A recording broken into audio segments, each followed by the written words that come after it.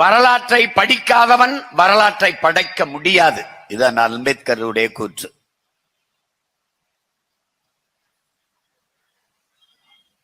வரலாற்றை படி, வரலாற்றை படை, நீ வரலாறாகவே வாழ். இது எங்கள் உயிர் தலைவன் மேதகுவே பிரபாகரன் அவர்கள் கற்பித்தது.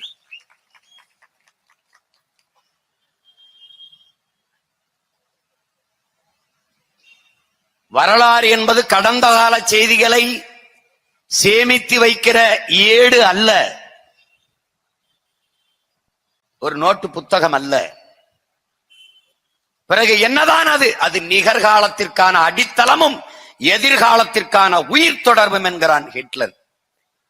என் நாட்டு வரலாற்றை நான் படித்து விட்ட பிறகு எப்படியடா படுத்து உறங்க முடியும் என்கிற கேள்வியை எழுப்புகிறான். அன்பிற்குரிய தங்கைகளே, தம்பிகளே, அருமை தமிழ் சொந்தங்களே, வேற இழந்த மரமும் வரலாற்றை மறந்த இனமும் வாழாது. இதுதான் உண்மையிலும் உண்மை. இதுதான்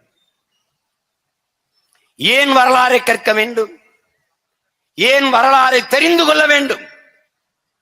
நாங்கள் வாழ்ந்ததையும் வீழ்ந்ததையும் வாசித்து நேசித்து அறிந்து கொள்ளாமல் நிகழ்கால தலைமுறை நிமிர்ந்து வாழ்வது கடினம். என் தங்கை அனீஸ் பாத்திமா அவர் கூட குறிப்பிட்டார், கடந்த காலம் தெரியாதவனுக்கு நிகழ்காலம் இல்லை, நிகழ்காலம் இல்லாதவனுக்கு எதிர்காலம் இல்லை. ஒருவன் கடந்த காலத்தை குனிந்து பார்ப்பதென்பது நிகழ்காலத்தில் நிமிர்ந்து நிற்கத்தான். இது முத்தமிழ் பேரறிஞர் ஐயா வைரமுத்து அவர்கள் நமக்கு கற்பித்தது. ஒருவன் குனிந்து பார்க்கிறான் என்றால் கடந்த காலத்தை அவன் நிகழ்காலத்தில் நிமிர்ந்து நிற்கத்தான். எங்கள் மூதாதைகள், எங்கள் முன்னவர்கள் செய்த பிழை எங்கே? எதனால் நாங்கள் வீழ்ந்தோம்? எங்கு சிறந்தோம், எங்கு தாழ்ந்தோம், எங்கு வாழ்ந்தோம், எங்கு வீழ்ந்தோம்? இதை கற்றுக்கொள்ளாமல் நாம் மீள்வது, எழுவது, வாழ்வது என்பது வாய்ப்பே கிடையாது. இங்கே பேசியவர்கள் நமது முன்னவர்களுடைய வரலாற்று பெருமைகளை எடுத்து சொன்னார்கள். மொத்தமாக நமது முன்னோர்களின் வாழ்க்கை வரலாற்றிலிருந்து நாம் கற்றுக்கொள்கிற பாடம் ஒன்று, நாம் இன்று கடைபிடிக்க வேண்டிய நிலைப்பாடு ஒன்று. நமது முன்னவர்கள் மூவேந்தர்கள், சேர சோழ பாண்டியர் என்ற மூவேந்தர்கள், அவர்கள் செய்த பிழை என்ன? சகோதர சண்டைதான். தேவருக்கும் தேவேந்தருக்கும் சண்டை, படையாச்சிக்கும் பறையருக்கும் சண்டை. அதே சண்டை அப்போ சேரன் பாண்டியன் அடிக்க பக்கத்தில் இருக்க மன்னன் படையை திரட்டி வருவான். இவன் பாண்டியனை வீழ்த்த சோழ சாளுக்கிய மன்னன் படையை கூட்டி வருவான். சிங்கள நாயக்கர் படையை திரட்டி வருவான். எல்லாரையும் சேர்த்து சொந்த ரத்தங்களுக்குள் யுத்தம். இதான் நடந்தது. 3 வேந்தர்களும் சேர்ந்து நமது மூதாதைகள் பொது எதிரி அடித்திருந்தால் உலகம் பூராம் தமிழன் நாடுதான். ஆனால் சொந்த ரத்தங்களுக்குள் சண்டையிட்டு மாண்டதால் அவன் பேர பிள்ளைகள், அவன் வாரிசுகள் நிக்க இடமல்லாமல் திரிகிறோம். இந்த பாண்டியன், சேரன், சோழன், அவன் கொடிகளை பார். இந்த பன்னியை வைத்துக் கொண்டு, நரியை வைத்துக் கொண்டு, குரங்கை வைத்துக் கொண்டு ஆட்சி செய்தவர்கள் அல்ல நம் முன்னவர்கள். பாண்டியன் கொடியிலே மீன், சேரன் கொடியிலே வில் அம்பு, சோழ பாட்டனின் கொடியிலே புலி. 3ம் பாய்ச்சலில் இருக்கும். மீன் துள்ளி பாயும், வில் அம்பு, அம்பில் வில்லில் இருந்த அம்பு பாயும், புலி பாயும். 3 மன்னர்களின் கொடியும் பாய்ச்சலில் இருக்கும். அப்படி வடிவமைத்தார்கள் நமது முன்னவர்கள். அதில் சோழப்பாட்டனின் கொடியை மட்டும் நம் உயிர் தலைவன் மேதகுவே பிரபாகரன் தனது கொடியாக ஏந்தினார். காரணம், பாண்டியன் அவன் எல்கைக்கு உட்பட்ட நாட்டை ஆண்டான், சேரன் அவன் நிலப்பரப்பை ஆண்டான், சோழன் மட்டும்தான் பல்வேறு நிலப்பரப்பை வென்று உலகிலே மிகப்பெரிய வல்லாதிக்கத்தை தமிழர் தாயகமாக நிறுவினான். அதனால உலகமெல்லாம் உயர பறந்த கொடி தமிழ் பேரினத்தின் கொடியாக இருக்க வேண்டும் என்ற நோக்கிலே நம் தலைவன் பிரபாகரன் புலிக்கொடியை ஏந்தினான். அவன் பிள்ளைகள் முடிவெடுத்தோம், தலைவன் கற்பித்தபடி உலகெங்கும் தமிழனுக்கு ஒரே கொடியாக இருக்க வேண்டும், அது புலிக்கொடியாக இருக்க வேண்டும். ஏன் புலியை கையில் எடுக்கணும்? இத்தனை விலங்கு இருக்கும் போது ஏன்? 1000 மிருகங்களோடு நின்றாலும் தானித்து நிற்கும் புலி, தானித்து நின்றாலும் 1000 மிருகங்களோடு நிற்கிற திமிரோடு நிற்கும், அதான் புலி. பல நாட்கள் பசித்து கிடக்கும், உணவுக்காக வேட்டையாட ஏங்கி நிற்கும், எதிர்பார்த்து நிற்கும். உரிய இறை வரும்போது விரட்டி விரட்டி அடிக்கும். அடித்த விலங்கு வலதுகை பக்கம் விழாமல் இடதுகை பக்கம் விழுந்து விட்டால் பசியை பொறுத்து கொண்டு எடுத்து உண்ணாது போய்விடும். ஏன்? இடதுகை பக்கம் விழுந்துருச்சு, சி என் வீரத்துக்கு இழுக்கு என்று புலி எடுத்து உண்ணாது. அந்த மானமுள்ள விலங்கை மானத்தமிழ் மறவர்கள் தன் கொடியிலே ஏந்தினார்கள். அதனாலே எங்கள் உயிர் தலைவன் புலிக்கொடியை ஏந்தினார்.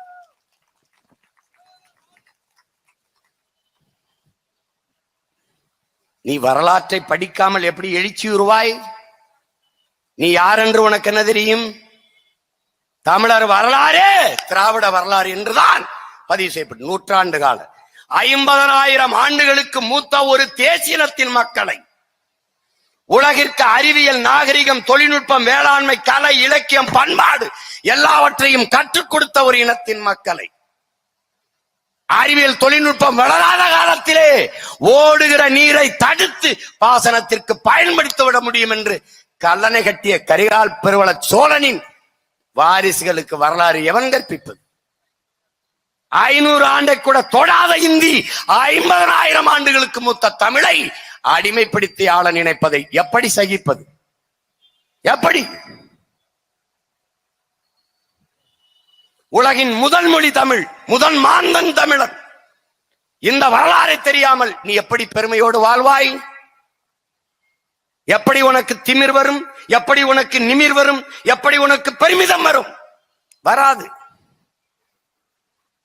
அதனால் அற்ப சாதி மதப்பற்று கொண்டாய், மொழி பற்றி இனப்பற்று கொள்ளவில்லை. மொழி பெருமை இனப்பெருமை இல்லாதால் தாழ்ந்து வீழ்ந்தாய், வரலாற்றை மறந்தாய். வரலாற்றில் நீ மறந்தாய் என்பதை விட மறைக்கப்பட்டாய், அதான் உண்மை. உன் வரலாற்றை நீ படித்தால் நிமிர்வு கொள்வாய், எழுச்சி கொள்வாய். தாட்சி என்பது வராது உனக்கு. அதனால் உன் வரலாற்றை திட்டமிட்டு மறைத்தாள். உன் வரலாறு என்பது இந்திய வரலாறு தான். உன் முன்னவர்கள் வரலாற்றை நீ படித்ததுண்டா? உனக்கு வல்லபாய் பட்டேல், அதான் உன் வரலாறு. மாடு இழுக்க திணறுகிற செக்கை இந்த மண்ணின் விடுதலைக்கு உன் பாட்டன் வாவு சிதம்பரனார் இழுத்தான் என்பதை நீ மறந்தாய். வாவு சிதம்பரனாரை விட பெரிய தியாகத்தை, ஈகத்தை செய்தவரா வல்லபாய் பட்டேல்? வரலாற்றில் ஏது குறிப்பு? ஏது? வந்தவன் போனவருக்கெல்லாம் வீதிக்கு 2 சிலை. எங்கே உன் பாட்டன் வாவுசிக்கு சிலை? உன் அடையாளம் எங்கே? மாலையிட மரியாதை செய்ய அவன் பிறந்த ஊருக்கு செல்ல வேண்டிய தேவை ஏன்? ஏன்? சென்னை கடற்கரையிலே ஒரு சிலை, அவன் பேரன் சீமானும் அவன் தம்பி தங்கைகளும் போனோம். ஏணியில ஏற போனேன் மாலையோடு, காவலர்கள் என்னை குண்டுக்கட்டாக தூக்கி சென்று விட்டார்கள். ஏன் என்று கேட்டேன். ஏணியில் ஏறாதீர்கள், சிலை விழுந்துவிடும் என்றார்கள். என்ன சொல்றீங்கன்னு கேட்டேன். இல்ல ரொம்ப பழுதாயிருக்கு, ஏன்னீங்கன்னா சாஞ்சு விழுந்துரும் அப்படின்னு. அப்போ மாலை கீழே படம் இருக்கு, மாலை வச்சு பூவை போட்டு வணக்கத்தை செலுத்திட்டு போயிருங்க அப்படின்னு. அன்றைக்கு முடிவு செய்தேன், நான் இனிமேல் இந்த சிலைக்கு மாலையிட வரமாட்டேன். என்றைக்கு உன் பேரன் வென்று அரியணையில் ஏறி இதே கடற்கரையிலே விண்ணை உயர்த்துகிற உயரத்திற்கு உனக்கு சிலை வைக்கிறனோ, நீ கப்பல் ஓட்டிய தமிழன் என்றால் உன் பேரன் உனக்கு சிலை நிறுவிவிட்டுத்தான் மாலையிட வருவேன். போறதே இல்லை. நடா வச்சிருக்க நீ? எம்ஜிஆருக்கு கடற்கரையில பெரிய 2 ஏக்கர்ல சமாதி, ஜெயலலிதாவுக்கு 2 ஏக்கர்ல சமாதி, அண்ணாவுக்கு சமாதி, கருணாநிதிக்கு சமாதி. என்னடா இதுல கொஞ்சம் குறைஞ்சிட்டா? சிவாஜி கணேசன் என்ற நம்முடைய ஐயா எதுலடா குறைஞ்சிட்டான்? அதே கடற்கரையில சிலையா நிக்க முடியலவனால் தூக்கி எறிஞ்சிட்டான். அதே கடற்கரையில 2 ஏக்கர் எடுத்து படுத்திருக்காங்க.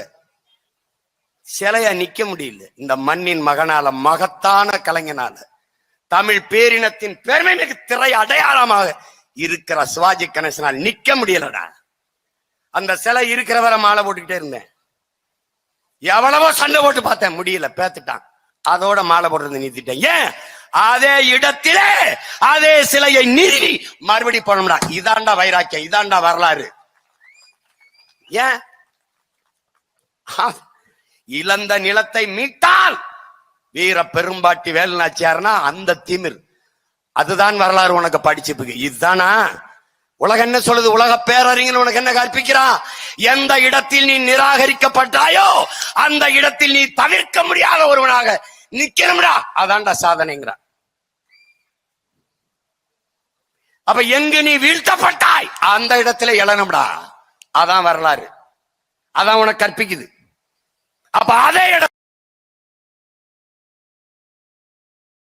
இது 1 இல்ல 2 இல்ல, 1000 இருக்கு. நீ எப்படி மறைக்கப்பட்டாய்னு. உனக்கு வீர பெண் என்றாலே இந்திய வரலாறு தான். சான்சி ராணியை தான் நீ படிப்பாய். அவ வேறு மணிக்கருணை, அவ வேறு மணிக்கருணை. இளவயதில் திருமணம் செய்து கொடுக்கிறார்கள் சான்சி மன்னனுக்கு. அதனால் அவருக்கு லக்ஷ்மி பாய் என்று பெயர். சின்ன வயசுல திருமணம் பண்ணி கொடுக்கறதுனால அவன் கணவன் இறந்தனால சான்சியின் அரசியாக அவ வர்றா, முடிசூட்டுறான். அதனால சான்சி ராணி. இதை யார் தெரியுமா? எங்கள் பாட்டி, எங்கள் அப்பத்தா வேலு நாச்சியார் பிறந்து இறந்து 85 ஆண்டுகள் கழித்துத்தான் அந்த மணிக்கர்ணங்கிற பெண்ணே பிறக்கிறான். ஆனா வரலாற்று நீ என்ன எழுதுற?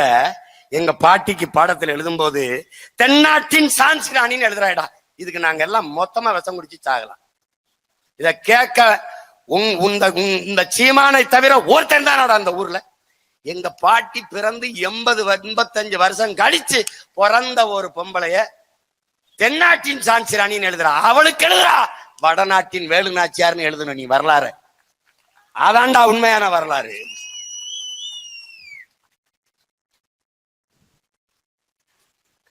இங்க பேசிய என் தங்கை கூட சொன்னாங்க, அனீஸ் பாத்திமா கூட, 200 ஆண்டுகளுக்கு முன்னாடி பெண் எப்படி இருந்திருப்பான்னு பாத்துக்க. இன்னைக்குனா நீ பெண்ணு விதவை ஆயிட்டா, கணவன் இறந்துட்டா என்ன பண்ணுவ? வெள்ளச்சலை கட்டி மூக்கை சிந்திட்டு மூளையில உட்காந்துட்டு இருப்ப, முக்காடை போட்டு அழுதுட்டு இருப்ப.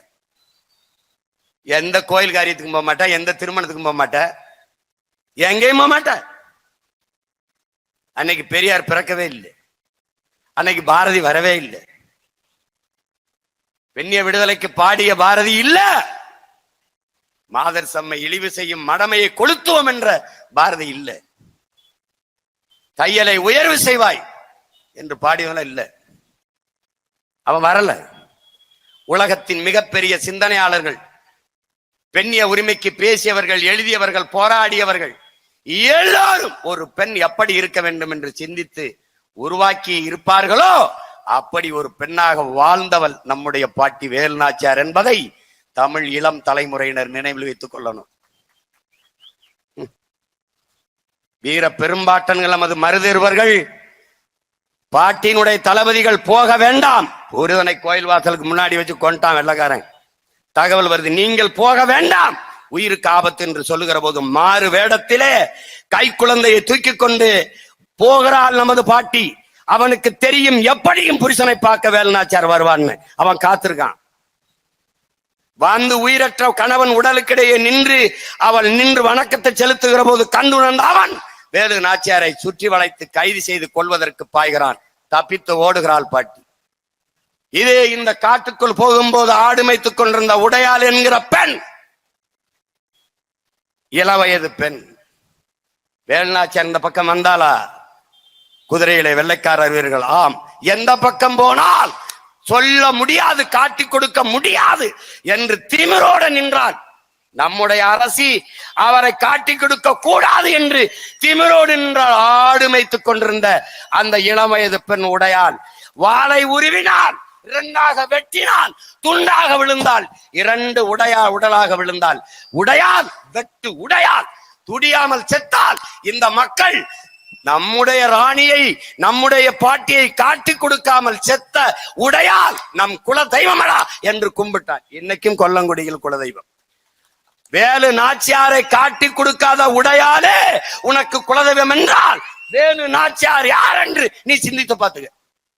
கட்டண்டாவன் பேரை இதே மண்ணுல கோயில கட்டி குடமுழுக்கு நடத்த நீ எழுதி வச்சுக்க.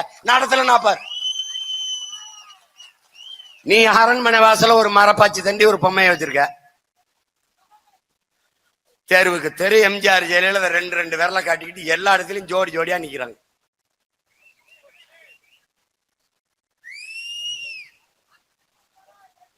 வரலாறு மாறும் தம்பி. ஆனால் அம்பேத்கரை தாண்டிய இந்திய பெருநிலத்தில் ஒரு அறிவார்ந்த மகன் ஒருத்தன் கிடையாது. அதனாலதான் அறிவாசான அம்பேத்கர்ங்கிறான். உலகத்தின் தலை சிறந்த கல்வியாளர்களில் அவன் ஒருவன். அவன்தான் ஒருவன். அவன் சொல்லுகிறான், வரலாற்றில் புறக்கணிக்கப்பட்ட இனத்தின் மக்கள் ஒரு நாள் தங்கள் வரலாற்றை தாங்களே எழுதுவார்கள் என்று. அப்படி எங்கள் இன வரலாற்றை நாங்கள் எழுதுவோம். நீ என் பாட்டி வேலுநாச்சியார், மருதுபாண்டி, தீரன் சின்னமலை, பூலித்தேவன், அழகுமுத்துக்கோன், சுந்தரலிங்கனார், வெள்ளையத்தேவன், சுவரன் மாறன் என்கிற பெரும்பிடுகு முத்தரையர், பண்டார வன்னியன் இவர்கள் வரலாற்றை படிக்காமல் நீ பட்டமே பெற முடியாது. ஏன் படிக்கணும்? படிக்கணும். வரலாற்றை படித்தால்தான் அதுதான் உன்னை வழிகாட்டும். எப்படி என்ன வழிகாட்டும்? நான் முன்னத்தியர், நான் போயிட்டு இருக்கேன், பள்ளம் இருக்கு தாண்டி வாம்பேன், இதாண்டா வழிகாட்டுதல். மேடு இருக்கு ஏறி வாங்க, அதான் வழிகாட்டுதல். இந்த வழிகாட்டுதான் வரலாறு. வரலாறு என்பது என்ன? வரலாறு என்பது என்ன?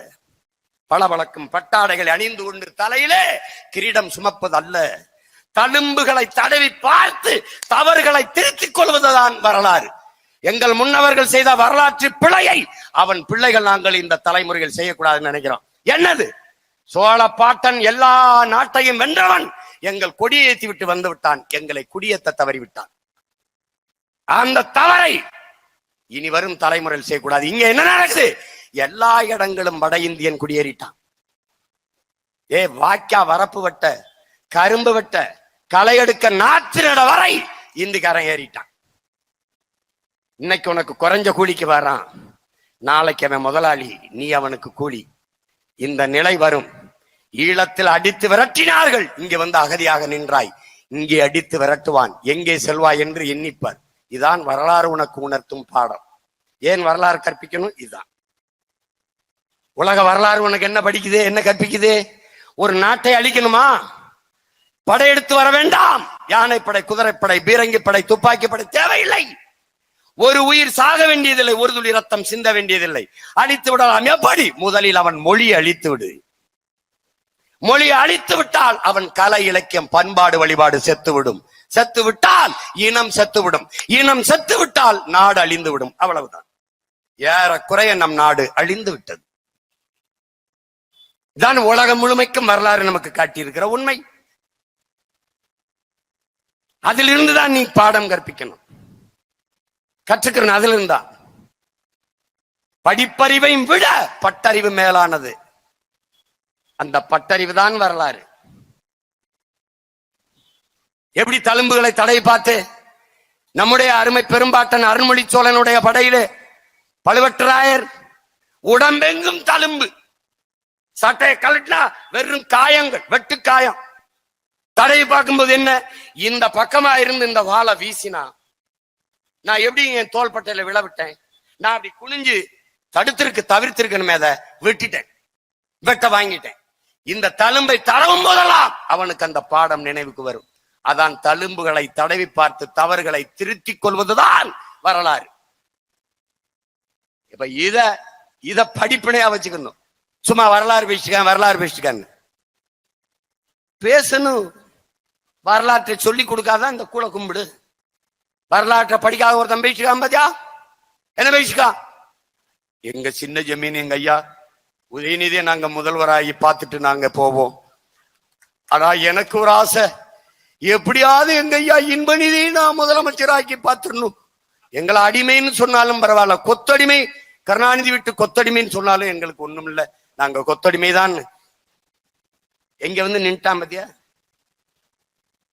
இதே 3 சீட்டு 3/4 சீட்டுக்கு முட்டிக்கால் போட்டுருச்சுரா மான தமிழினம். மானத்துக்காக போரிட்டு செத்த மறவர் கூட்டமடா இது. இந்த வரிசையில நிக்கிற உன் பாட்டங்களை ஒரு தடவை பாடுறா, உன் பாட்டி பாரு ஒரு தடவை. வெள்ளைக்காரன் இருந்தது பீரங்கி துப்பாக்கி. 1 கிலோமீட்டருக்கு அங்க இருந்து பீரங்கி வச்சு குண்ட வீசி போடுவான். 300 மீட்டருக்கு அங்க இருந்து துப்பாக்கி வச்சு சுட்டு போடுவான். மேடையில நிக்கிற சீமானை அங்க இருந்து சுற்ற முடியும். அவன் எங்க இருக்கிறான்னு தெரியாம சுற்ற முடியும். ஆனால் என்கிட்ட வெறும் வாளும் வேலும் தான் இருக்கு. அதை வச்சுக்கிட்டு நான் போரிடணும். தெரியும்டா சண்டைக்கு போனா செத்துருவோம்ட்டு. அவ என்ன முடிவெடுக்கிறான்? வரலாறு உனக்கு என்ன படிப்பிக்குது? என்ன படிப்பிக்குது? சரணடைந்து வாழ்வதை விட சண்டையிட்டு சாவது மேலானது என்று கற்பிக்குது. யாருடைய வரலாறு? இங்கே படமாக நிற்கிற நம் முன்னோர்களின் வரலாறு நமக்கு பாடமாக நிற்கிறது. அதான்டா வரலாறு. அடிமை வாழ்வினும் சரணடைஞ்சா வாழலாம். இங்கே காட்டி கொடுத்தவன், கூட்டி கொடுத்தவன், பல்லக்கு தூக்கியவன் எல்லாம் கோட்டை கொத்தளங்கள் அப்படியே இருக்கு. எதிர்த்து போரிட்டவனுக்கு கூட்டிய சோறு கூட அடையாளம் அளிக்கப்பட்டிருக்கு. தாண்டா வரலாறு, தான் வரலாறு. எங்க நம்ம பாட்ட மருதுபாண்டி ஆண்டவா மாளிகை எங்க? எங்க பயிற்சி எடுத்த பாதுகாக்க ஒருத்தங்க எங்க மறைக்கப்பட்டிருக்கு? செஞ்சி கோட்டை, செஞ்சி கோட்டைங்கிற செஞ்சி கோட்டை யாரு கோட்டை? தேசிங்கராஜா கோட்டைன்னு எழுதி படிக்கிற உனக்கு வரலாறு கற்பிக்குது. உண்மை வரலாறு என்ன? கோனேரிக்கோன் கோட்டை. தர்மக்கோன் மகன் கிருஷ்ணகோன், கிருஷ்ணகோன் மகன் கோனேரிக்கோன் மகன் 300 ஆண்டுகளாக அரசாட்சி செய்த கோட்டையடா செஞ்சி கோட்டை. கோனேரிக்கோன், கோனூரிக்கோன் குப்பம், குப்பத்துக்கு பேர் கோனேரி குப்பம் என்று வைத்துவிட்டு பாட்டன் பேர் அழிச்சாண்டா வரண்டா. அதே கோட்டைக்கு கோனேரிக்கோன் கோட்டை என்ற பெயரை அவன் பேரன் இந்த சீமான் மாத்தி எழுதுறனால மட்டும் பாரு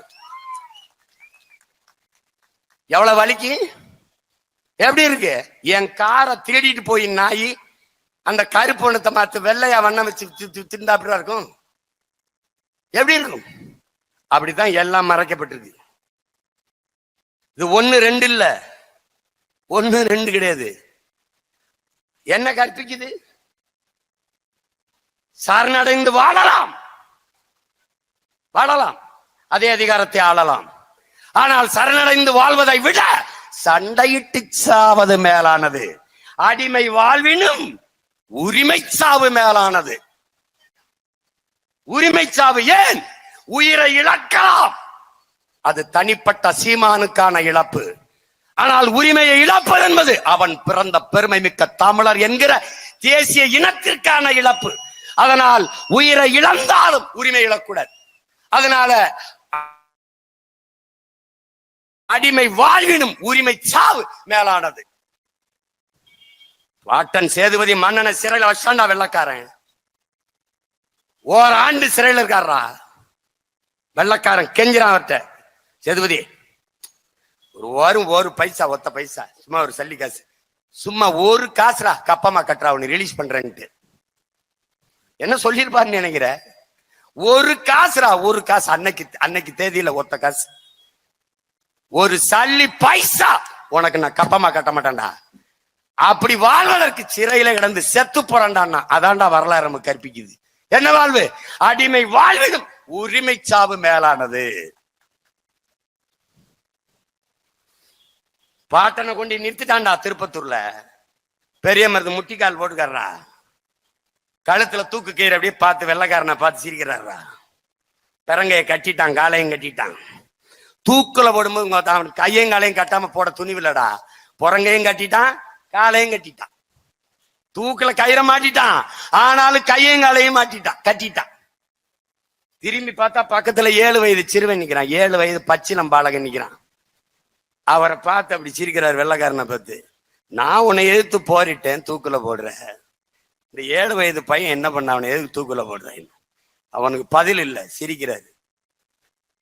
இந்த 7 வயசு பையனை பார்த்து பயப்படுற மருதுபாண்டியன் வாரிசு 7 வயசுல உயிரோட விட்டுட்டு போனோம்னா அவனுக்கு எதிர்காலத்துல பதில் சொல்ல முடியாதுன்னு நீ அஞ்சிரா. என்னடா அதான்டா நம்ம பரம்பரை, அதான் பரம்பரை. மூளையில முக்காட போட்டு நிக்கல. கை குழந்தை தூக்கிக்கிட்டு கணவன் உடல் மேலே செய்த சத்தியம், இழந்த நிலத்தை மீட்டே தீர்வேன்னு சத்தியம். திருப்பி படை திரட்டி கோபால் நாயக்கர் அவர்கள்ட்ட மகள் போல தஞ்சம் புகுந்து அங்கிருந்து ஐதர் அலி திப்பு சுல்தான்டா படை உதவி வாங்கி வந்து இழந்த நிலத்தை அடித்த மீட்டு வரலாறு 2 பேருக்கு தாண்டா தமிழர் இனத்துல உண்டு.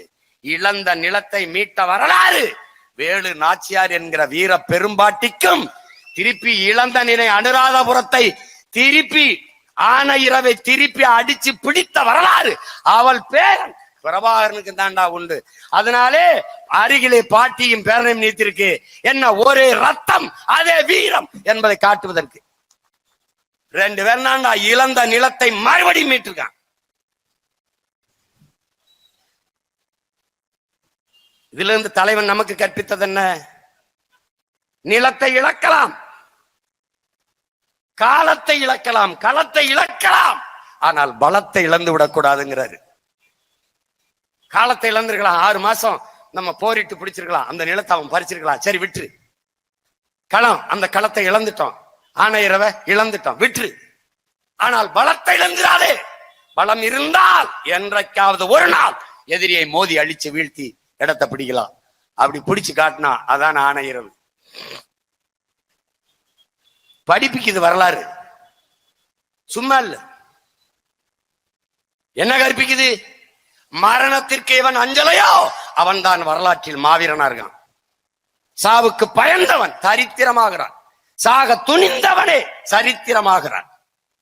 இது தலைவர் நமக்கு கற்பித்தது.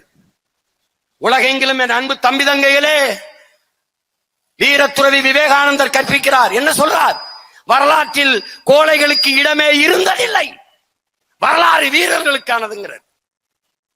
என் அன்பு தம்பி தங்கைகளுக்கு புரிஞ்சு கொள்ளணும், வரலாற்றில் வீரர்களுக்கு எப்போதும் இடம் உண்டு, எப்போதும் இடம் உண்டு. அடிமைகளுக்கு வரலாற்றில் இடம் உண்டு, ஏழைகளுக்கு கூட வரலாற்றில் இடம் உண்டு. ஆனால் ஒருபோதும் கோழைகளுக்கு இடம் இருந்ததே இல்லை. இதுதான் வரலாறு. அப்ப என்ன நினைக்கிற? 1000 ஆண்டுகள் நாம் அடிமையாக வாழ்வதை விட ஒரு நொடியேனும் சுதந்திரமாக வாழ்ந்து சாவது மேலானது. இது யாரு? ஹோசிமின். 1000 ஆண்டுகள் அடிமையாக வாழ்வதை விட ஒரு நொடியேனும் வீரமாக வாழ்ந்து சாவது மேலானது யார்? அண்ணல் அம்பேத்கர். இந்த வரலாற்றின் புரட்சி மொழிகளில் இருந்து ஒருவன் பிறக்கிறான். எப்படி? 1000 ஆண்டுகள் அடிமையாக வாழ்வதை விட ஒரு நொடியேனும் சுதந்திரமாக வாழ்ந்து சாவது மேலானது. அதுவும் அந்த சுதந்திரத்திற்காக போராடி சாவது அதை விட மேலானது. இது யார்? நமது உயிர் தலைவன் மேதகுவே பிரபாகரன் அவர்கள். இது எல்லாம் வீரம் மிக்க நமது முன்னவர்கள் நமக்கு விதைத்தது. அதை வாசித்து நேசித்து சுவாசமாக்காமல் நீ ஒருபோதும் எழுச்சி பெற முடியாது. எழுச்சி பெறாமல் நீ ஒன்றிணைய முடியாது, கிளர்ச்சி செய்ய முடியாது, அரசியல் வலிமையோ அதிகார வலிமையோ அடைய முடியாது. உன் தாய் நிலத்திலே நீ தாழ்த்தி வீழ்த்தப்படுவாய், அடிமையாக இருப்பாய். உணர்வை இழந்து, உரிமை இழந்து, உடைமை இழந்து உயிரையும் இழக்கிற நிலைக்கு தள்ளப்பட்டு விட்டாய்.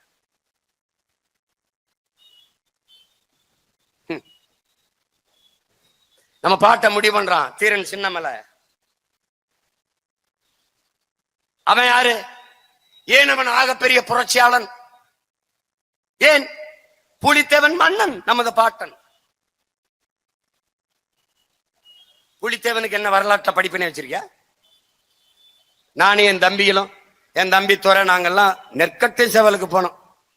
அந்த மாதிரி ஒரு குடும்பம் பாரு. காலையில ஒரு நிகழ்ச்சி முடிச்சுட்டு ஓடி போய் தூத்துக்குள்ள இறங்கி அவசர அவசரமா போய் 9 மணிக்கு மாலையிட்டேன். ராத்திரி 9 மணிக்கு. ஏன் சில சென்னையில இல்ல? இல்ல இல்ல. ஏன் எங்க பாட்டி வேலுநாச்சியாருக்கு நான் சிவகங்கைக்கு தான் வரணும்? ஏன் இல்ல? இல்ல. மருது இருக்கு, இங்கதான் வரணும். ஏன்? மருதையில் ஐயா சேதுராமன் போராடி அந்த குளத்துக்கு முன்னாடி தப்ப குளத்துக்கு பக்கத்துல ஒண்ணு வச்சிருக்காரு. இல்ல மதுரைக்கு வரணும். ஏன் எங்களை தலைநகர்ல இல்ல? இல்ல. ஆனால் இந்த திராவிட திருடர்களுக்கு சிலை இல்லாத இடம் எங்கே? எங்கேயும் இல்லை, எல்லா இடத்துலயும் இருக்கு. இப்ப கூட உனக்கு மான ரோசம் வரலைன்னு வச்சுக்கீங்க, ஒன்னும் பண்ண முடியாது, ஒன்னும் பண்ண முடியாது. இனிமேலாம் நீ மருது பாண்டியர், தெய்வ திருமகன் தாத்தா முத்துராமலிங்கத்தவர், பூலித்தவர்கள் மாலை போட போனான்னு வச்சுக்க, அதுக்கப்புறம் அவ்வளவுதான். போட்டா அந்த மான ரோசத்துல கொஞ்சமாவது உனக்கு இருக்கணும். டே ஐயோக்கிய பயல்களா அப்படின்னு வரணும்ல. பாட்டி வேலு நாச்சியார் சிலை எவ்வளவு, அதுக்கு எழுத்த மாதிரி இருக்கிற எம்ஜிஆர் சிலை எவ்வளவு உயரம். வா போவ ரெண்டு பேரும் அரண்மனை கிட்ட. அரண்மனை வாசல்ல அப்பத்தாவுக்கு ஒரு சிலை இருக்கு, அது இறங்கி இருக்கு. என்ன இருக்கு? தமிழின பெண்கள் குலதெய்வமாக கொண்டாடக்கூடிய மாதர்குல அரசி நம்முடைய பாட்டியார் வேலு நாச்சியார். மறந்துட்ட. தீரன் சின்னமலை ஏன் புரட்சியாளன்? என் பாட்டி அரசி, என் பாட்டன் மன்னன், பூலித்தேவன் மன்னன், அழகுமுத்துக்கோன் மன்னன். அழைத்தால் படைக்கு மக்கள் வருவார்கள். அரசர் கட்டளை, அரசர் ஆணை. பூலித்தேவன் நீ தெரிஞ்சுக்கணும்ல. அவன் பீரங்கி வச்சிருக்கான், காங்கிரீட் மதில் சுவரையே குண்ட வச்சு தகர்ப்பான். ஆனால் நம் பாட்டம் கட்டிய மண் சுவர் கோட்டை அவனால தகர்க்க முடியல. அவ்வளவு பெரிய கோட்டை கட்டி ஆண்டான். நெற்கட்டான் சேவல் தான், அதை நெற்கட்டின் சேவல் நெற்கட்டின் சேவல்னு ஆக்கிட்டான். அவன் கப்பம் கட்ட முடியாதுட்டான். சண்டை இங்க இருந்து படையை கிளப்பி போறான். நெற்கட்டின் சேவனா இவனும் பூலித்தவனா ஒரு கை பாத்துருவோம்னு வர்றான். அவன்கிட்ட பீரங்கி துப்பாக்கி எல்லாம் இருக்கு, குண்டு எல்லாம் இருக்கு. நம்மகிட்ட வாலும் வேலும் தான். அடி எப்படி அடிங்கிற? எங்க இருந்து படையை கிளப்பினானோ அந்த இடம் வரைக்கும் அடிச்சு விரட்டி தொலைச்சிருவேன் ராஸ்கல்னு விரட்டி விட்ட மறவன் நம்முடைய பாட்டன் பூலித்தேவன் அவர்கள். அவரை பற்றி உனக்கு குறிப்பு இருக்கா? படிச்சிருக்கியா? படிச்சிருக்கல? அதான் சொல்றான்ல என் தம்பி துறை சொல்றான்ல, பூலித்தேவன் அவர் மறவர். வேலுநாச்சியார் மறவர். மருது பாண்டியர் அகமுடையர், தீரன் சின்னமலை கவுண்டர். மொத்தமா நீ எல்லாம் சாதி சங்கமா வச்சு மூடி இருந்த. ஒருத்தன் வந்தேன், எந்த வெள்ளக்காரனை எதிர்த்து என் முன்னோர்கள் போரிட்டார்களோ, எவர்களையெல்லாம் அவன் தூக்கில போட்டானோ, செக்கிலுக்க வச்சானோ, சிறைப்படுத்தினானோ, அதை வீரத்தமிழர் முன்னணின்னு ஒண்ணு ஆரம்பிச்சேன். லண்டன்ல விழா நடத்தினேன். இதே மாதிரி என் முன்னோர்கள் படத்தை எல்லாம் வச்சேன். எல்லா வெள்ளக்காரன் வந்து என் பாட்டன் பூலித்தவனுக்கு முன்னாடி ஒரு செல்ஃபி, வேலுநாச்சியாருக்கு முன்னாடி ஒரு செல்ஃபி. யாரு? எந்த வெள்ளக்காரனை எதிர்த்து என் பாட்டி போரிட்டாலோ, எந்த வெள்ளக்காரர்களை எதிர்த்து என் பாட்டன் மருதுவாண்டி சண்டை செய்தாரோ, அதே வெள்ளக்காரன் வந்து பக்கத்துல சிலைக்கு பக்கம் அந்த படத்துக்கு பக்கத்துல நின்று படம் எடுத்துட்டு போனான். வரலாறு மாறிடுச்சு.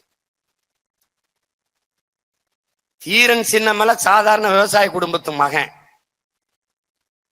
அவன் கூப்பிட்டு படைக்கு ஆள் வந்ததுதான் வரலாற்றில் புரட்சி. அரசன் அரசி கூப்பிட்டு வர்றது வியப்பில்லை. தீரன் சின்னமலை விவசாய குடும்பத்துல 9ஆவதா பிறந்த ஒரு மகன், 19 வயசு சிறுவன். அவன் கூப்பிட்டு வந்தான் படைக்கு பல ஆயிரம் பேர்னா அவன் எப்படிப்பட்டவனா இருப்பான்னு நீ நினைச்சுக்க. அவன் திப்பு சுல்தானையும் ஹைதர் அலியும் ஒழிக்கணும் அப்படிதான் அவன் ஆரம்பிச்சான். ஆனால் ஒரு முடிவெடுத்தான், டே திப்பு இங்கதான் இருப்பான், எப்ப வேணாலும் சண்டை செஞ்சுக்கலாம், ஆனால் பொது எதிரி வெள்ளக்காரன், அவனை ஒழிக்கணும்டான்னு திப்புன் படையில போய் சேர்ந்துட்டாரு. பெரிய வீரன். சண்டை. திப்புக்கு அவர் மேல ஒரு காதல் அன்பு வந்து, தீரா நீ ஓடா நிலையை உன் மண்ணை இதை தலைநகரா வச்சு நீ ஆட்சி செய்யணும் கொடுத்துட்டு போயிட்டாரு. முடியை சுட்டி வச்சுட்டு நம்ம பாட்டை ஆள்றான். இப்ப வெள்ளக்காரன் வர்றான். சண்டை. பாட்டனை கைது பண்ணிட்டான். தீரா நீயே உன் மண்ணை ஆண்டுக, சரிபாதி எங்களுக்கு கப்பம் கட்டிருன்ட்டு என்ன சொல்லியிருப்பாருன்னு நினைக்கிற? யாரு மண்ணை ஆள்வதற்கு யாரடா அனுமதி கொடுக்கறது? ₹1 கப்பம் கட்ட மாட்டேன் போடான்ட்டாரு. அன்னைக்கு ஒரு அறைகூவல் விடுத்தாரு. இத்தனை பெரிய இன கூட்டத்தில் இந்த மண்ணை ஆள்வதற்கு இந்த இனத்தில் ஒருவன் கூட வாடா இல்லை, வெள்ளைக்காரன் நம்மளை ஆட்சி செய்யனார். அன்னைக்கு தீரன் கேட்டான், இன்னைக்கு அவன் பேரன் சீமான் கேட்கிறேன். இவ்வளவு பெரிய இன கூட்டத்தில் இந்த மண்ணை ஆள ஒருவனுக்கு கூட வாட தகுதி இல்லை. கருணாநிதி விட்டா, ஸ்டாலின் விட்டா, உதயநிதி விட்டா, இன்பநிதி. கேவலம் கேவலம்.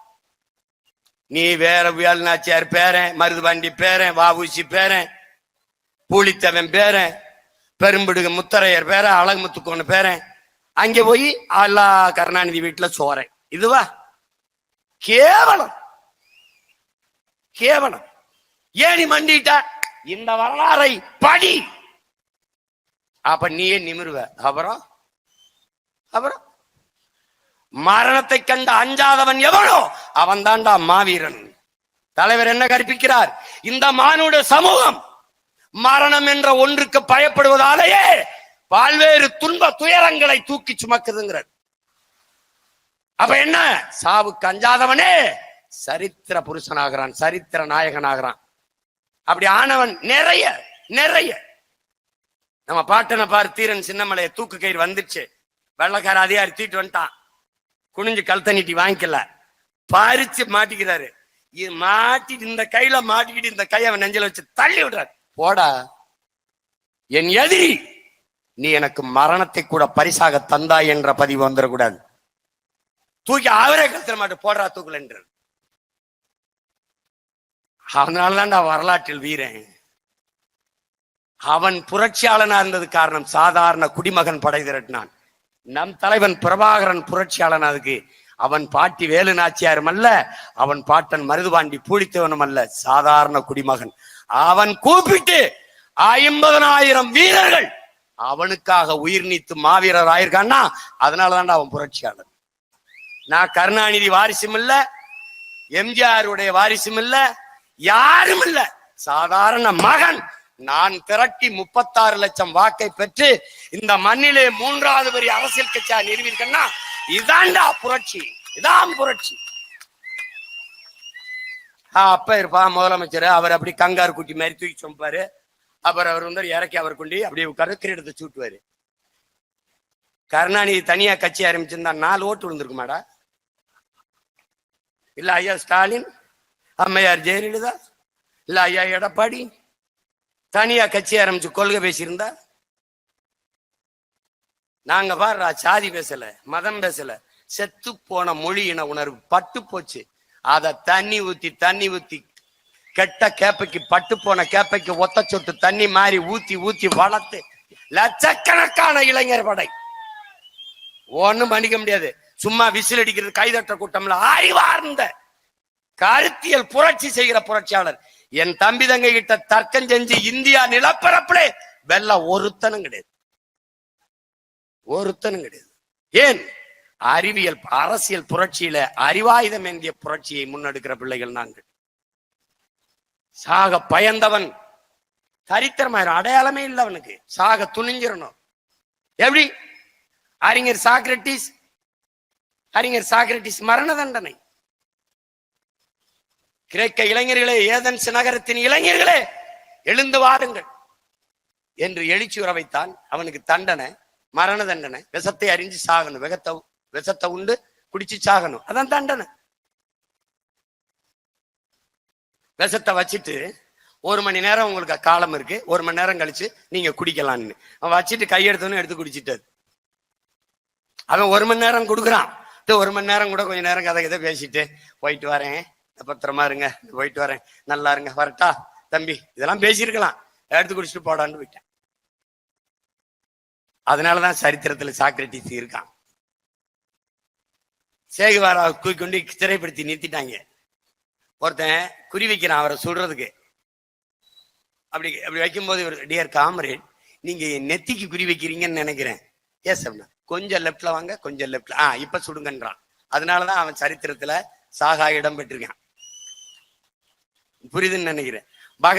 பகத்சிங் தூக்கு தண்டனை விதிச்சாச்சு. தூக்கு தண்டனை. அவன் 22 வயசுல அளப்பெரிய சிந்தனையாளனா வாழ்ந்து புரட்சியாளனா வந்து செத்து போயிட்டான். 22 வயசுல நீ கைதட்டிட்டு பிடித்த நடிகன் படம் ஒரு நாள் வீடு தாமதமா வெளியானா தீக்குளிச்சு செத்து போற. அறிவு அம்பிடுதான். அவன் 22 வயசுல தலை சிறந்த புரட்சியாளனா நிக்கிறான். புரட்சினா என்னன்னு விளக்கம் கொடுக்குறான். அங்க மரண தண்டனை விதிச்சாச்சு பகத்சிங்க்கு, தூக்கு தண்டனை. கடிதம் வருது, மன்னிப்பு கடிதம் கொடுத்தா விடுதலை செஞ்சிருவான். கல்கத்தாவுக்கு ஆளுநருக்கு போகுது. பகத்சிங்கிட்ட இருந்து கடிதம், மன்னிப்பு கடிதம் தான் கேட்டிருக்கான் நினைச்சு மகிழ்ச்சியா பிரிக்கிறான். அவன் எழுதியிருக்கான், என்னை நீ தூக்குல போடக்கூடாது, நான் உனக்கு எதிராக போர் செஞ்சிருக்கேன், அரசியல் போர். அதனால என்ன செய்யணும்? என்னைய பீரங்கி வச்சு என் நெஞ்ச பிளக்கணும், இல்லைன்னா என்ன துப்பாக்கியால சுட்டு என்னை கொல்லணும்ன்றான். தூக்குல போடாத, துப்பாக்கியால சுட்டு கொள்ளு, என்ன பீரங்கி வச்சு குண்டை வச்சு வெடிச்சு என் நெஞ்ச 2ஆ பிளந்து கொள்ளுன்னு எழுதினான். பயந்துட்டான் கவர்னர். ஆளுநர் பயந்துட்டான். என்னடா இவன் மன்னிப்பு கடிதம் எழுதி கேட்பான்னு பார்த்தா இப்படி எழுதியிருக்கான்ட்டு.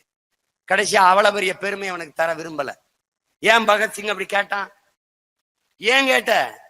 ஏன் இந்த தூக்குல தொங்காம இந்த இந்த இந்த மாதிரி பீரங்கி வச்சு துப்பாக்கி வச்சு சுட சொன்ன, பீரங்கி வச்சு நெஞ்ச பிளக்க சொன்னா, என் உயிர் போகிற கடைசி நொடி வரை என் தாய் மண்ணை என் கால்கள் தொட்டுக்கொண்டு நிற்க வேண்டும் என்பதற்காகத்தான் நான் அப்படி கேட்டேங்கிறான். அந்த பெருமை மிக்க சாவை பகத்சிங்குக்கு வெள்ளக்காரன் தர தயாரா இல்ல.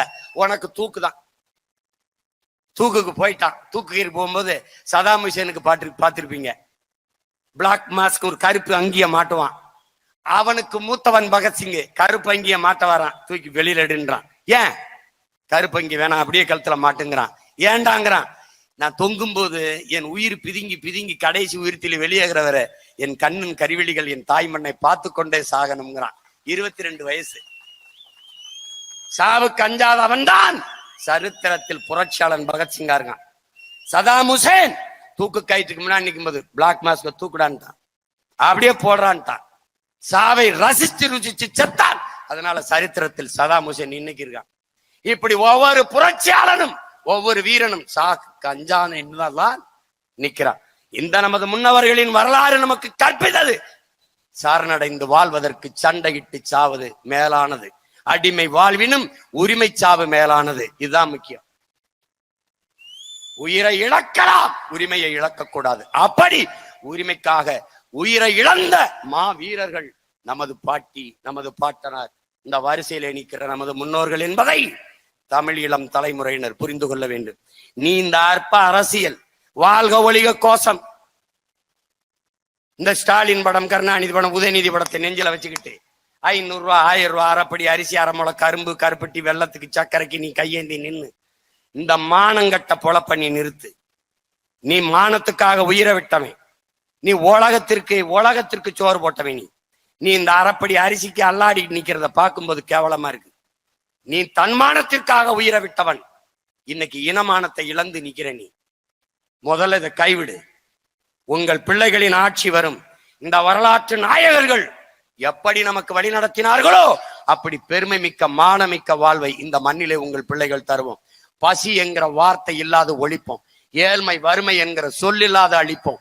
இலவசம் என்கிற வார்த்தையே இல்லாமல் ஒழிப்போம். இலவசம் பெற வேண்டிய ஏழ்மை வறுமையில் நிலையில் இல்லாத என் மக்களின் வாழ்க்கை தரத்தை உயர்த்துவோம்.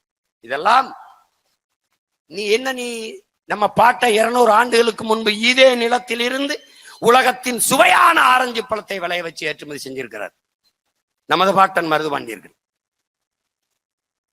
வேல்சு துறை வரலாற்றில் குறிப்பிட பெரிய மருது எனக்கு ஒரு ஆரஞ்சு பழம் கொடுத்தார், அது வரைக்கும் அப்படி சுவையான ஆரஞ்சு பழத்தை நான் சாப்பிட்டதே இல்லைங்கிறார். இந்த மாதிரி நமது பாட்டன் படையை இங்கிருந்து கிளப்பி திருச்சியை தாண்டி அந்த நிலப்பரப்பை தாண்டி போற போது பெரும் படை அவரோடு சேருது. அவ்வளவு யாரு நினைக்கிற? விவசாய பெருங்குடி மக்கள், வேளாண்குடி மக்கள், பயிற்சி பெற்ற போர் வீரர்கள் அல்ல. அவனவன் கையில் கிடைத்த கட்டை, அருவா, வேல், வாள் எல்லாவற்றையும் தூக்கிக் கொண்டு நமது பாட்டர்கள் மருதுபாண்டியரோடு இணைந்து நின்றார்கள் என்றால் காரணம் வேளாண்மைக்கு நமது பாட்டன் கொடுத்த முதன்மைத்துவம், முக்கியத்துவம் என்பதை நீ புரிந்து கொள்ளணும். எவனுக்கு ஐரோப்பிய ரத்தம் ஓடலையோ அவனெல்லாம் என்னோட வாடா என்று விடுத்த ஒற்றை அறைகூவலுக்கு அணி அணியாக திரண்டு மானமரவர்கள் அவர் படையிலே போரிட்டார்கள். இங்கே தென்னரசன் கூட குறிப்பிட்டார். 8 நாள் வெள்ளையனை எதிர்த்து சண்டை போட்ட சிவாஜி, வீர சிவாஜி என்று வரலாற்றிலே இடம்பெறுவாரையானால் 8 மாதங்கள் வெள்ளைக்காரனை ஏற்று சண்டை செஞ்ச எங்கள் பாட்டன் மருதுபாண்டிக்கு என்னடா வரலாற்றில் பதிவு இல்லை? வரும். எப்போது? உங்கள் பிள்ளைகள் அதிகாரத்திற்கு வரும்போது வரும். வரும். நுழையும் போதெல்லாம் வலிக்குது. முத்துக்காமாட்சி சாமிக்கு 6 வளைவு வச்சிருக்க. என் பாட்டி வேலுநாச்சியாருக்க மருதுபாண்டிக்கு உள்நுழைவு வளைவு இல்லை. என்ன செய்யறது? வாழ்க்கையில இவ்வளவு மானம் கட்டு போயிடுச்சு. போய் பாரு, கருணாநிதி 250 கோடியில சமாதி கட்டி படுத்திருக்காரு. உன் பாட்டிக்கு சமாதி வா காட்டுறேன், இந்த கடத்தெருவுல வரியா? கோழி கூட பெருசா இருக்கும்டா, வா. அதுக்கப்புறம் உனக்கு கோவரலன்னா நான் பேசுறதை விட்டு போயிடுறேன். நல்லா படம் எடுத்து பழச்சுக்கிருவேன். நான் எனக்கு இந்த கருமம் 5 மணி நேரம் வேர்க்க வருவருக்கு ஒரு நாளைக்கு 6 மணி நேரம் பேசியிருக்கேன். 40 நாள். எல்லா மருத்துவரும் இப்படி பேசலாமான்றான். அப்படி பேசியே ஒன்றும் விடியலையே. வேர்க்க விறுவிறுக்க பேசி இறங்கி போகும்போது வாரத்துல போகும்போது மாயண்டி குடும்பத்துல சூப்பரா ஆக்ட் பண்ணிருக்கிய நல்லா பண்ணிருக்கிய. இப்ப எதுவும் நடிக்கலையா, படங்களும் எடுக்கலையாங்கிறேன். 200 ஆண்டுகளுக்கு முன்னாடி பெண் எப்படி இருந்திருப்பான்னு பாத்துக்க. இன்னைக்குனா நீ பெண்ணு விதவை ஆயிட்டா, கணவன் இறந்துட்டா என்ன பண்ணுவ? வெள்ளச்சாலை கட்டி மூக்க சிந்திட்டு மூளையில உட்காந்துட்டு இருப்ப, முக்காடை போட்டு அழுதுட்டு இருப்ப. எந்த கோயில் காரியத்துக்கும் போக மாட்டா, எந்த திருமணத்துக்கும் போக மாட்ட, எங்கேயும் போக மாட்ட. அன்னைக்கு பெரியார் பிறக்கவே இல்லை, அன்னைக்கு பாரதி வரவே இல்லை, பெண்ணிய விடுதலைக்கு பாடிய பாரதி இல்ல, மாதர் செம்மை இழிவு செய்யும் மடமையை கொளுத்துவோம் என்ற பாரதி இல்லை, தையலை உயர்வு செய்வாய் என்று பாடியவன இல்ல. அவன் வரல. உலகத்தின் மிகப்பெரிய சிந்தனையாளர்கள், பெண்ணிய உரிமைக்கு பேசியவர்கள், எழுதியவர்கள், போராடியவர்கள் எல்லாரும் ஒரு பெண் எப்படி இருக்க வேண்டும் என்று சிந்தித்து உருவாக்கி இருப்பார்களோ அப்படி ஒரு பெண்ணாக வாழ்ந்தவள் நம்முடைய பாட்டி வேலுநாச்சியார் என்பதை தமிழ் இளம் தலைமுறையினர் நினைவில் வைத்துக் கொள்ளணும்.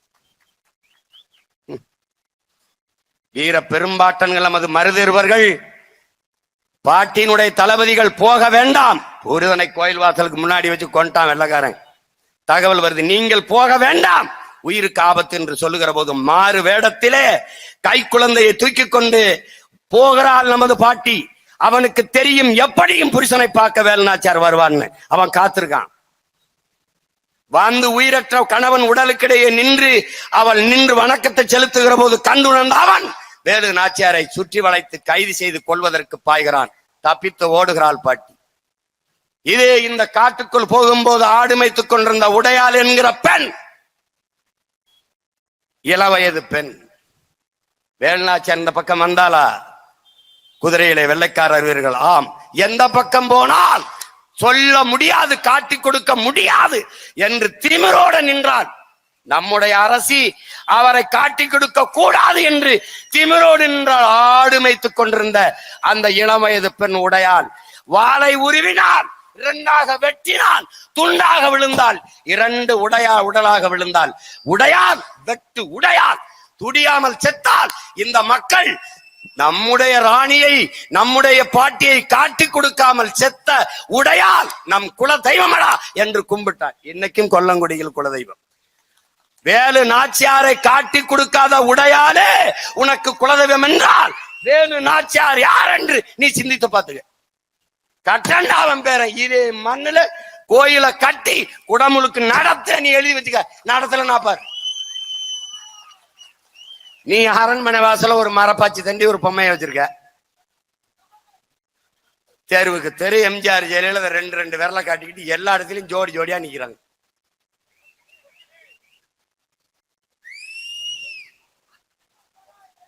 வரலாறு மாறும் தம்பி. ஆனால் அம்பேத்கரை தாண்டிய இந்திய பெருநிலத்தில் ஒரு அறிவார்ந்த மகன் ஒருத்தன் கிடையாது. அதனாலதான் அறிவாசான் அண்ணல் அம்பேத்கர்ங்கிறான். உலகத்தின் தலை சிறந்த கல்வியாளர்களில் அவன் ஒருவன், அவன்தான் ஒருவன். அவன் சொல்லுகிறான், வரலாற்றில் புறக்கணிக்கப்பட்ட இனத்தின் மக்கள் ஒரு நாள் தங்கள் வரலாற்றை தாங்களே எழுதுவார்கள் என்று. அப்படி எங்கள் இன வரலாற்றை நாங்கள் எழுதுவோம். நீ என் பாட்டி வேலுநாச்சியார், மருதுபாண்டி, தீரன் சின்னமலை, பூலித்தேவன், அழகுமுத்துக்கோன், சுந்தரலிங்கனார், வெள்ளையத்தேவன், சுவரன் மாறன் என்கிற பெரும்பிடுகு முத்தரையர், பண்டார வன்னியன் இவர்கள் வரலாற்றை படிக்காமல் நீ பட்டமே பெற முடியாது. ஏன் படிக்கணும்? படிக்கணும்.